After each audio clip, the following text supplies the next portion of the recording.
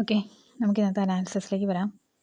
നോക്കുകയാണ് നമ്മുടെ മാർക്കറ്റ് ഇങ്ങനെയാണ് വർക്ക് ചെയ്തത്. നമുക്ക് നല്ല കൺസോൾഡേറ്റഡ് മാർക്കറ്റ് ആയിരുന്നു എങ്കിൽ പോലും നമുക്ക് അത്യാവശ്യം ആദ്യത്തെ 15 മിനിറ്റ്സിൽ തന്നെ നമുക്ക് ആദ്യത്തെ പി ട്രേഡ് നമുക്ക് നന്നായിട്ട് കൺഫേം ചെയ്ത് കിട്ടിയൊരു ട്രേഡാണ്. നോക്കിക്കോളുക, ബാങ്ക് നിഫ്റ്റി ആദ്യം നമുക്ക് ഇൻഡെക്സ് നോക്കി വലിയ രീതിയിലുള്ള കൺഫർമേഷൻ ബാങ്ക് നിഫ്റ്റി തന്നിട്ടില്ല. ദെൻ നമ്മളുടെ നിഫ്റ്റിയും നടുക്ക് തന്നെയാണ് നിന്നേക്കുന്നത് അല്ലേ. അതായത് ബോൾ ലൈൻ ടച്ച് ചെയ്യുമ്പോൾ റിജക്ഷൻ നമ്മൾ പറയാറുണ്ട്. അതായത് ഇവിടെ ഏകദേശം ടച്ചിങ് വന്നിട്ടുണ്ട്.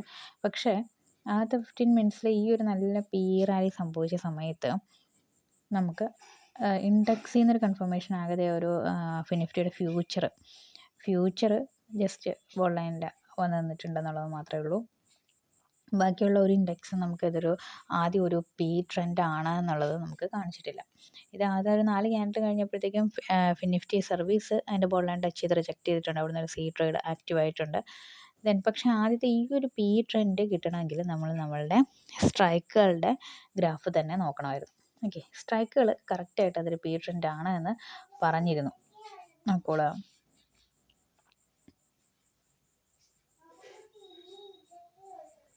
നോക്കൂ, സ്ട്രൈക്ക് നമ്മളുടെ വീക്കെൻഡ് സി സ്ട്രൈക്ക് ആദ്യത്തെ 15 മിനിറ്റ്സിൽ തന്നെ അതിൻ്റെ ഹയ്യസ്റ്റ് പീക്ക് ലെവൽ അത് ടച്ച് ചെയ്തിട്ടുണ്ട്. അത് ഏറ്റവും ഹയസ്റ്റ് ലെവലാണിത് അല്ലേ, വീക്കെൻഡ് സിയുടെ ഹയസ്റ്റ് ലെവൽ. അതായത് ഇതിനപ്പുറത്തേക്ക് സി പോവില്ല എന്നാണ് കാണിക്കുന്നത്. ഓക്കെ, അന്നത്തെ നമ്മുടെ മന്ത് എൻഡ് സിയുടെ ലെവൽ നമുക്ക് നോക്കാം. ആദ്യത്തെ 15 മിനിറ്റ്സിൽ മന്ത് എൻഡും അതിൻ്റെ ബോർഡ് ലൈനിലും ടച്ച് ചെയ്യുന്നുണ്ട്. വീക്കെൻഡ് അതിൻ്റെ മാക്സിമം ലെവലിലും മന്ത് എൻഡ് അതിൻ്റെ ബോർഡ് ലൈനിലും വന്നിരിക്കുകയാണ്. അതായത് ബോർഡ് ലൈൻ ടച്ച് ചെയ്താൽ റിജക്റ്റ് ചെയ്യും, മാക്സിമം ലെവലിൽ വന്നാൽ റിജക്റ്റ് ചെയ്യും. അത് രണ്ടും നമുക്കറിയാവുന്ന കാര്യമാണ്. അങ്ങനെയാണ് സി ഇരുന്നത്. പിയുടെ ഗ്രാഫ് ആണെങ്കിൽ വീക്കെൻഡ് പി ഓൾറെഡി താഴത്തേക്ക് പോന്നിട്ടുണ്ട്. താഴത്താണ് സ്റ്റാർട്ട് ചെയ്തത് തന്നെ. അവിടെ കൺസോൾഡേറ്റ് ചെയ്ത് തിരിച്ച് ഇതുപോലെ ബോർഡ് ലൈൻ വരുമ്പോൾ rejection. Okay, board line touch ചെയ്താൽ റിജക്റ്റ് ചെയ്യും. ദെൻ വീക്കെൻഡ് സി ഇവിടെ പി ഇവിടെയാണെങ്കിലും ദെൻ മന്ത് എൻഡ് അതേസമയം അതായത് വീക്കെൻഡ് പി ഇവിടെ ആയിരിക്കണം, മന്ത് എൻഡ് പി ഇവിടെ ആയിരിക്കണം. അങ്ങനെയാണെങ്കിൽ നമുക്ക് അതൊരു കൺഫർമേഷനാണ്. പക്ഷേ വീക്കെൻഡ് പി താന്നിട്ടുണ്ടെങ്കിൽ പോലും മന്ത് എൻഡ് പി കറക്റ്റ് ആ ഒരു പൊസിഷൻ ലെവലിൽ തന്നെയാണ്, ആക്റ്റീവ് ആകാനുള്ള പൊസിഷൻ ലെവലിലാണ്. അപ്പോൾ പി അവിടെ ഓക്കെ ആയിരുന്നു. ആകെ ആ ഒരു വീക്കെൻഡ് പി താന്നു എന്നുള്ളത് മാത്രമേ ഉണ്ടായിരുന്നുള്ളൂ. നിഫ്റ്റിയിലേക്ക് വരാം. നിഫ്റ്റി ആദ്യത്തെ 15 മിനിറ്റ്സിൽ ഇതുപോലെ സി ട്രേഡ്, സിയുടെ പൊസിഷൻ മാക്സിമത്തിൽ നിൽക്കുകയാണ്. മാക്സിമത്തിൽ നിന്നും കുറച്ച് മുകളിലേക്ക് കാണിച്ചിട്ടുണ്ട്. ഈ മാക്സിമത്തിൽ വന്ന് നിൽക്കുന്ന ഒരു സിറ്റുവേഷൻ ആയിരുന്നു. ദെൻ നമ്മളുടെ മന്ത് എൻഡ് സി ആണെങ്കിൽ ഇതുപോലെ ആദ്യത്തെ 15 മിനിറ്റ്സ് മുകളിൽ തന്നെയാണ് സ്റ്റാർട്ട് ചെയ്തത്. ഈ ഒരു റിജക്ഷൻ ഏരിയയിലാണ് നിൽക്കുന്നത്. ദെൻ വീക്കെൻഡ് പി നമ്മളുടെ ബാങ്ക് നിഫ്റ്റി കാണിച്ച പോലെ തന്നെ താഴേക്ക് ആണ് സസ്റ്റെയിൻ ചെയ്തുകൊണ്ടിരുന്നത്.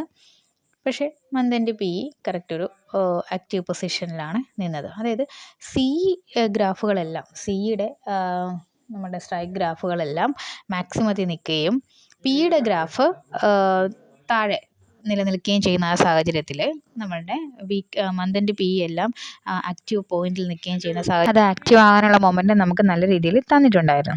ഓക്കെ, അപ്പോൾ അങ്ങനെയാണ് നമ്മുടെ സ്ട്രൈക്കുകൾ റിയാക്ട് ചെയ്തത്. സ്ട്രൈക്ക് വെച്ചിട്ട് കൺസൾട്ടേഷൻ ആണെങ്കിൽ പോലും സ്ട്രൈക്ക് വെച്ചിട്ട് നമുക്ക് കറക്റ്റായിട്ട് അതിൻ്റെ ഓരോ എൻട്രി പോയിൻറ്റ്സും പറയാൻ പറ്റും. കണ്ടോ, then weekend P month end P വീണ്ടും റിജക്ഷൻ ലെവലിൽ വരുന്നത്. ഈ ഒരു ഇത് ആക്റ്റീവ് പോയിന്റ് ആണല്ലോ, ഇവിടെ വന്നു കഴിഞ്ഞാൽ ഏതാണെങ്കിലും ആക്റ്റീവ് ആകും.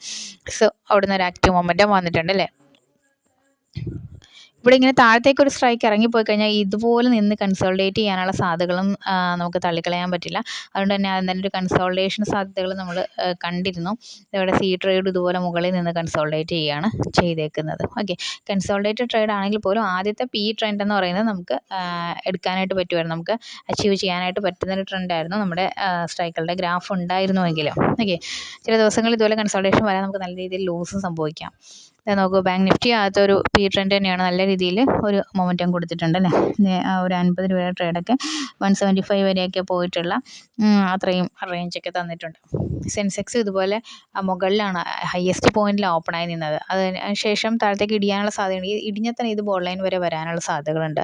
ദെൻ അവിടെ തന്നെ നിന്ന് കൺസോൾഡേറ്റ് ചെയ്തു. ഓക്കെ, കൺസോൾഡേറ്റഡ് മാർക്കറ്റിൽ ഇങ്ങനെ സംഭവിക്കും, നമുക്കറിയാം. കൺസോൾഡേറ്റഡ് മാർക്കറ്റിലേക്ക് എൻ്റർ ചെയ്യുന്ന സമയത്ത് നഷ്ടങ്ങൾ സംഭവിക്കാറുണ്ട്. ഇന്ന് മോസ്റ്റ്ലി ആളുകളും നഷ്ടങ്ങൾ ഉണ്ടാക്കിയിരിക്കുന്ന ഡേ തന്നെയാണ്.